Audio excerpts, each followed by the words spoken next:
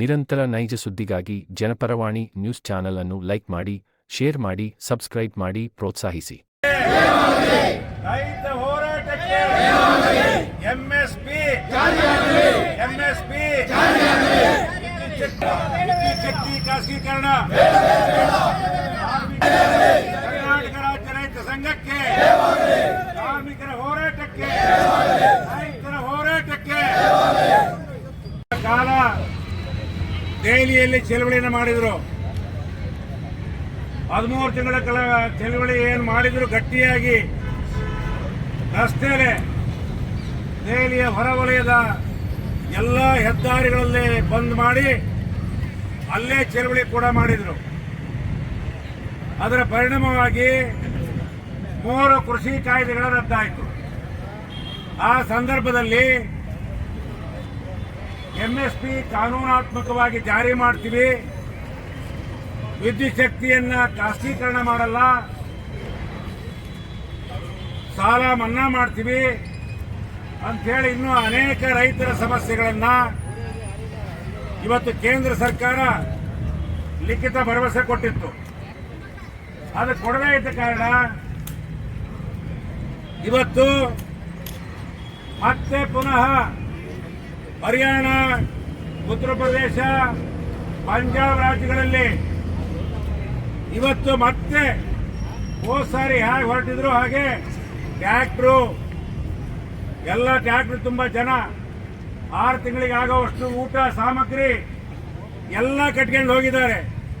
ನಮ್ಮ ದಕ್ಷಿಣ ಭಾಗದ ರೈತರು ನೀವು ನೋಡ್ಬೇಕು, ಅವ್ರನ್ನ ಟಿವಿ ನೋಡ್ತಾ ಇದ್ದೀರಿ. ಒಂದು ದಿವಸ ಮನೆ ಬಿಡಕ್ಕೆ ನೀವು ಯೋಚನೆ ಮಾಡ್ತೀರಿ.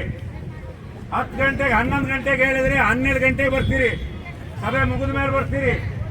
ಮತ್ತೆ ಧರಣಿ ಮಾಡಕ್ಕೆ, ಇವತ್ತು ಚಳವಳಿ ಮಾಡಕ್ಕೆ ಡೆಲ್ಲಿ ಚಲೋ ಹೊರಟಿದ್ದಾರೆ ಅಂದ್ರೆ ಮನೆ ಮಠ ಎಲ್ಲ ಬಿಟ್ಟು ಹೊರಟಿದ್ದಾರೆ.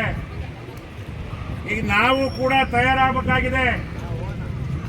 ನಾವು ಕೂಡ ಈಗ ಮೊನ್ನೆ ಒಂದು ಆನ್ಲೈನ್ ಮೀಟಿಂಗ್ ಇತ್ತು. ಭಾರತ ದೇಶದ 26 ರಾಜ್ಯಗಳ ರೈತರು, ಕಾರ್ಮಿಕರು ಇವತ್ತು ಮೀಟಿಂಗ್ ಮಾಡಿದ್ವಿ. ನಿನ್ನೆ ರಾತ್ರಿ 7 ಗಂಟೆಯಿಂದ 9:30 ಗಂಟೆ ತನಕ ಮೀಟಿಂಗ್ ಮಾಡಿದ್ವಿ. ನಾವು ಸಂಪೂರ್ಣ ಚಳವಳಿ ಮಾಡ್ತಕ್ಕಂಥವ್ರಿಗೆ ಸಂಪೂರ್ಣ ಬೆಂಬಲ ಇದೆ ಅಂತೇಳಿ ನಾವು ಘೋಷಣೆ ಮಾಡಿದ್ದೀವಿ. ಮುಂದಿನ ದಿನಗಳಲ್ಲಿ ನಾವು ಕೂಡ ಡೆಲ್ಲಿಗೆ ಬರಬೇಕಾಗತ್ತೆ, ಅವರ ಹೋರಾಟಕ್ಕೆ ಬೆಂಬಲ ನೀಡಬೇಕಾಗತ್ತೆ ಅಂತಕ್ಕಂಥದ್ದನ್ನು ಕೂಡ ತೀರ್ಮಾನ ಮಾಡ್ತಾ ಇದ್ದೀವಿ. ನಾವು ಕೂಡ ಡೆಲ್ಲಿಗೆ ಹೋಗ್ಲಿಕ್ಕೆ 1 ವಾರ 15 ದಿವಸ ತಿಂಗಳಾದ್ರೂ ಸರಿ ಮನೆ ಬಿಡಕ್ಕೆ ತಯಾರಾಗಬೇಕು. ನಮಗೆ ಊಟ ಎಲ್ಲ ತಿಂಡಿ ಅವರೇ ನೋಡ್ಕೊಳ್ತಾರೆ, ನಾವೇ ನೋಡೋದು ಬೇಡ. ಎಲ್ಲ ಅವ್ರು ನಮಗೆ ಊಟ ಹಾಕ್ತಾರೆ. ನೀವೇನು ಒಂದೊಂದು ಬಟ್ಟೆ ಇಟ್ಕೊಂಡು 2 ಜೊತೆ ಬಟ್ಟೆ ಇಟ್ಕೊಂಡು ಹೊರಟ್ರೆ ಸಾಕು. ಮಾಧ್ಯಮ ಸ್ನೇಹಿತರಿಗೂ ಕೂಡ ನಮಸ್ಕಾರ. ಇವತ್ತು ಸಂಯುಕ್ತ ಕಿಸಾನ್ ಮೋರ್ಚಾ ಮತ್ತು ಕಾರ್ಮಿಕ ಸಂಘಟನೆಗಳು ಜಂಟಿಯಾಗಿ ಇವತ್ತು ಭಾರತ ದೇಶಾದ್ಯಂತ ಇವತ್ತು ಚಳವಳಿಯನ್ನು ಘೋಷಣೆ ಮಾಡಿದೆ. ಗ್ರಾಮೀಣ ಬಂದ್ ನಂತರ ಎಲ್ಲ ತಾಲೂಕಾ ಜಿಲ್ಲಾ ಕೇಂದ್ರಗಳಲ್ಲೂ ಕೂಡ ಪ್ರತಿಭಟನೆ ಮಾಡಿ ಮನವಿಯನ್ನು ಕೊಡಬೇಕು ಪ್ರಧಾನಮಂತ್ರಿಗಳಿಗೆ, ಮುಖ್ಯಮಂತ್ರಿಗಳಿಗೆ ಅಂತಕ್ಕಂಥ ತೀರ್ಮಾನದ ಹಿನ್ನೆಲೆಯಲ್ಲಿ ಇವತ್ತು ಶಿವಮೊಗ್ಗದಲ್ಲೂ ಕೂಡ ನಾವು ಕಾರ್ಮಿಕ ಸಂಘಟನೆಗಳು ಮತ್ತು ರೈತ ಸಂಘಟನೆಗಳು ಎಲ್ಲರೂ ಸೇರಿ ಇವತ್ತು ಮೆರವಣಿಗೆ ಮಾಡಿ ಪ್ರತಿಭಟನೆಯನ್ನು ಮಾಡ್ತಾ ಇದ್ದೀವಿ ಜಿಲ್ಲಾಧಿಕಾರಿ ಕಚೇರಿ ಎದುರುಗಡೆ.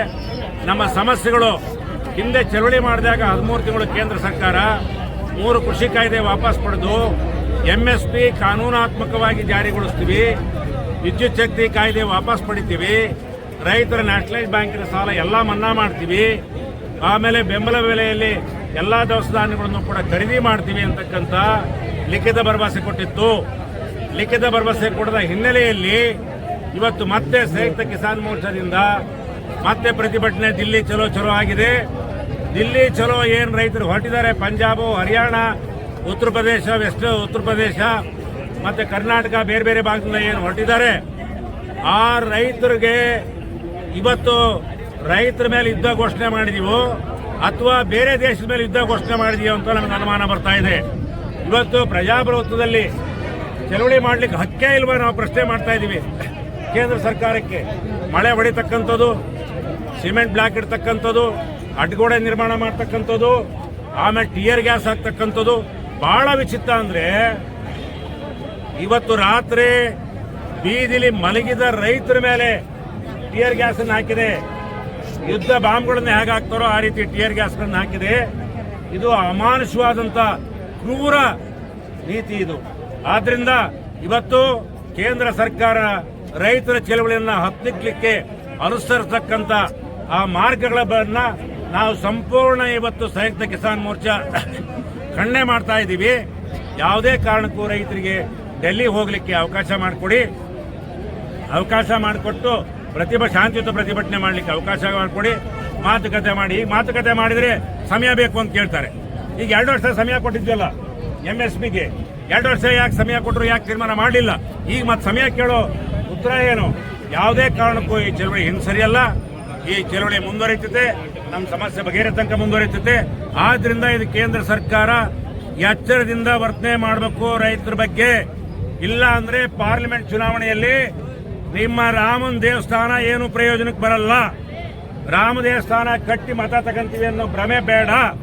ರೈತರ ಕಾರ್ಮಿಕರ ಸಮಸ್ಯೆ ಬಗೆಹರಿಸಿ ಮತ ತಗೊಳ್ಳಿ, ಇಲ್ಲ ಅಂದ್ರೆ ಮನೆಗೆ ಹೋಗಿ ಅಂತಕ್ಕಂಥ ಎಚ್ಚರಿಕೆಯನ್ನ ನಾ ಇವತ್ತು ಕೇಂದ್ರ ಸರ್ಕಾರಕ್ಕೆ ಕೊಡ್ತಾ ಇದ್ದೀವಿ. ಕೂಡ ಕೃಷಿ ಕಾಯ್ದೆಗಳನ್ನ ವಾಪಸ್ ಪಡಿತೀವಿ ಅಂತಕ್ಕಂಥ ಮಾತನ್ನು ಹೇಳಿದ್ರು. ಆಮೇಲೆ ವಿದ್ಯುತ್ ಶಕ್ತಿ ಖಾಸಗೀಕರಣ ಮಾಡಲ್ಲ ಅಂತ ಹೇಳಿದ್ರು. ಆಮೇಲೆ ಸ್ವಯಂ ವೆಚ್ಚ ಯೋಜನೆ ಇದಕ್ಕೆ ವಿದ್ಯುತ್ ಶಕ್ತಿ IP ಸೆಟ್ಗಳಿಗೆ ಹೇಳಿದ್ರು. ಅವನ್ನೆಲ್ಲ ಇವತ್ತು ಬಜೆಟ್ನಲ್ಲಿ ಏನೇನು ಮಾಡಿದಾರೋ ನನಗೆ ಗೊತ್ತಿಲ್ಲ. ನೀರಾವರಿ ಯೋಜನೆಗಳಿಗೆ ಇವತ್ತು ಭದ್ರಾ ಮೇಲ್ದಂಡೆಗೆ 5300 ಕೋಟಿ ರೂಪಾಯಿ ತೆಗೆದಿಟ್ಟಿದ್ದಾರೆ ಅನ್ನೋ ಸುದ್ದಿ ಬಂದಿದೆ. ದಂಡಾವತಿ ಯೋಜನೆಗೆ ಹಣ ಮೀಸಲಿರಿಸಿದ್ದಾರೆ ಅಂತ, ಅಗ್ರಿಕಲ್ಚರ್ಗೆ 200 ಕೋಟಿ ರೂಪಾಯಿ ಮೀಸಲಿರಿಸಿದ್ದಾರೆ ಅಂತ ಹೇಳಿದ್ದಾರೆ. ನಾನು ಇನ್ನೂ ಸ್ವಲ್ಪ ಸಾಲ ಮನ್ನಾ ಮಾಡಿಲ್ಲ ಅಂತ ಹೇಳ್ತಾರೆ. ಸಾಲ ಮನ್ನಾ ಮಾಡಬೇಕಾಗಿತ್ತು. ಸಂಪೂರ್ಣ ನಾವು ಈ ಕೆಲವು ಅಂಶಗಳನ್ನ ಸ್ವಾಗತ ಮಾಡಿ ನಾನು ಮುಂದೆ ಏನೇನು ಬಜೆಟ್ನಲ್ಲಿ ಘೋಷಣೆ ಮಾಡಿದೆ ಅಂತಕ್ಕಂಥ ನೋಡ್ಬಿಟ್ಟು ಆಮೇಲೆ ಪ್ರತಿಕ್ರಿಯೆಯನ್ನು ವ್ಯಕ್ತ ಮಾಡ್ತೀನಿ. ರೈತ ಹೋರಾಟಕ್ಕೆ MSP ವಿದ್ಯುತ್ ಶಕ್ತಿ ಖಾಸಗೀಕರಣ